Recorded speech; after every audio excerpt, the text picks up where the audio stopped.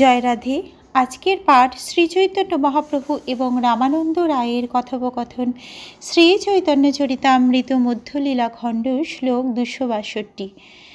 ইষ্টগোষ্ঠী কৃষ্ণ কথা কহি কতক্ষণ, প্রভু পদ ধরি রায় করে নিবেদন। কৃষ্ণতত্ত্ব, রাধাতত্ত্ব, প্রেমতত্ত্ব সার, রসতত্ত্ব, লীলাতত্ত্ব বিবিধ প্রকার। এত তত্ত্ব মোর চিত্তে কইলে প্রকাশন, ব্রহ্মাকে বেদ যেন পড়াইল নারায়ণ। পরদিন সন্ধ্যাবেলায় কিছুক্ষণ কৃষ্ণ কথা আলোচনা করার পর রামানন্দ রায় শ্রীচৈতন্য মহাপ্রভুর শ্রী পাদপদ্ম ধরে বললেন, কৃষ্ণতত্ত্ব, রাধাতত্ত্ব, প্রেমতত্ত্ব সার, রসতত্ত্ব, লীলাতত্ত্ব এই সমস্ত গূঢ় তত্ত্ব কৃপা করে আমার হৃদয়ে আপনি প্রকাশ করেছেন। এ যেন ঠিক নারায়ণের ব্রহ্মাকে বেদের জ্ঞান দান করার মতো। তাৎপর্য: পরমেশ্বর ভগবান ব্রহ্মার হৃদয়ে দিব্য জ্ঞান দান করেছিলেন, সেই সম্বন্ধে শ্বেতার সত্তর উপনিষদে বলা হয়েছে, যো ব্রহ্মণং বিদধাতি পূর্বাং যো বৈ বেদাংশ্চ প্রহিণোতি তস্मै তং হ দেবমাত্ম বুদ্ধি প্রকাশং মুমূর্খোর্বৈ শরণমহং প্রপদে। যিনি প্রথমে ব্রহ্মার হৃদয়ে দিব্য জ্ঞান প্রদান করেছিলেন, যার থেকে সমস্ত বৈদিক জ্ঞান প্রকাশিত হয়, এবং যিনি আত্মজ্ঞান প্রদান করেন জড়জগতের বন্ধন থেকে মুক্তি লাভের আশায়, আমি সেই পরমেশ্বর ভগবানের শ্রীপাদপদ্মের শরণাগত হই। শ্রীমদ্ ভাগবতেও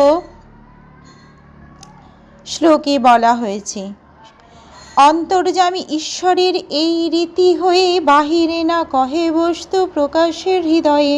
রামানন্দ রায় বললেন, অন্তর্যামী ভগবানের কার্যকলাপ এই রকমই। তিনি বাইরে কিছু না বলে অন্তরে তত্ত্ববস্তুর প্রকাশ করেন।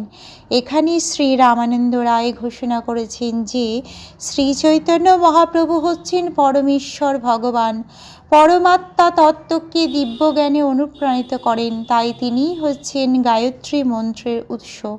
গায়ত্রী মন্ত্রে বলা হয়েছে, ওং ভূর্ভুবঃ স্বঃ সবিতুর্বরেণ্যং ভর্গো দেবস্য ধীমহি ধিয়ো যো ন প্রচোদয়াৎ। এখানে রামানন্দ রায় প্রকাশ করেছেন যে শ্রী চৈতন্য মহাপ্রভু গায়ত্রীর প্রতিপাদ্য বুদ্ধিবৃত্তি প্রবর্তক ভর্গদেব। সেই সম্বন্ধে শ্রীমদ্ ভাগবতে বলা হয়েছে, প্রচোদিতা যেন পুরা সরস্বতী, বিতন্ন জাতস্য সতীং স্মৃতিং হৃদি স্বলক্ষণা প্রাদুর্ভৃত কিলাসত্য সমে ঋষিনা মৃষভ প্রসিদতাম। যিনি কল্পের আদিতে ব্রহ্মার অন্তঃকরণের সৃষ্টি বিষয়িনী স্মৃতিশক্তি সঞ্চারিত করেন, এবং যার ইচ্ছায় শিক্ষাদিযুক্ত বেদবাণী সেই ব্রহ্মার মুখ থেকে নির্গতা হয়েছিলেন, সেই জ্ঞানপ্রদ ঋষিগণের শ্রেষ্ঠ ভগবান শ্রীহরি আমার প্রতি প্রসন্ন হন।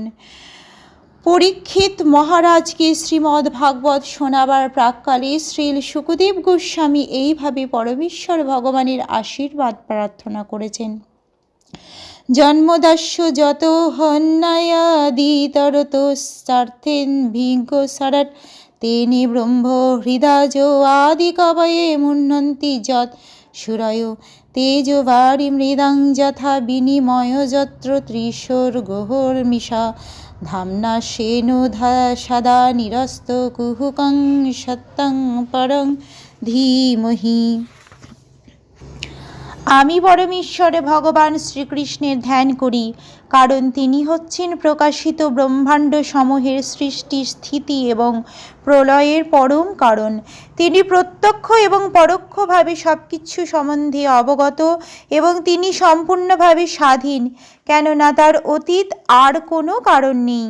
তিনি আদি কবি ব্রহ্মার হৃদয়ে সর্বপ্রথম বৈদিক জ্ঞান প্রদান করেছিলেন। তার দ্বারা মহান ঋষিরা এবং স্বর্গের দেবতারাও মহাচ্ছন্ন হয়ে পড়েন। ঠিক যেভাবে মহাচ্ছন্ন হয়ে পড়লে আগুনে জল দর্শন হয় অথবা জলে মাটি দর্শন হয়, তারই প্রভাবে জড়া প্রকৃতির তিনটি গুণের মাধ্যমে জড়জগৎ সাময়িকভাবে প্রকাশিত হয়, এবং তা অলীক বলেও সত্যবৎ প্রতিভাত হয়। তাই আমি সেই পরমেশ্বর ভগবান শ্রীকৃষ্ণের ধ্যান করি, যিনি জড়জগতের মোহ থেকে সম্পূর্ণভাবে মুক্ত থেকে তার ধামে নিত্যকালে বিরাজ করেন। আমি তার ধ্যান করি, কেননা তিনিই হচ্ছেন পরম সত্য। আজকের পাঠ এই অবধি। ভজ শ্রীকৃষ্ণ চৈতন্য প্রভু নিত্যানন্দ, শ্রী অদ্বৈত গদাধরে শ্রীবাসাদি গৌর ভক্ত বৃন্দ। হরে কৃষ্ণ কৃষ্ণ কৃষ্ণ হরে হরে, হরে রাম রাম রাম হরে হরে। জয় রাধে জয় রাধে জয় রাধে।